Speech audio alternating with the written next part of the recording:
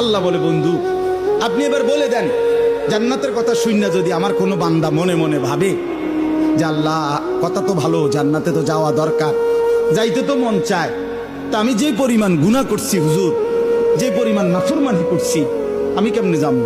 আমার তো গুনাহ অনেক বেশি। তা আল্লাহ বলেন, নাব্বি ইবাদি আন্নী আনাল গফুরুর রহিম। বন্ধু বলে দেন, বান্দা গুনাহ যত বেশি হোক কোনো অসুবিধা নাই, আমি আল্লাহ গফুর রহিম, আমি চূড়ান্ত ক্ষমাশীল, আমি চূড়ান্ত দয়াবান। আসমান পর্যন্ত যদি গুনাহ পৌঁছে যায়, কসম আল্লাহর আমি ওয়াদা দিলাম মাফ করে দেব। শুধু গুনাহ ছেড়ে দাও, আমার কাছে ফিরে আসো, চোখের পানি ফেলে মাফ চাও, আর করবা না, ওয়াদা দাও, আমি 90 বছরের গুনাহ একসাথে মাফ করে দেব, মাফ করে দেব তোমার জন্য।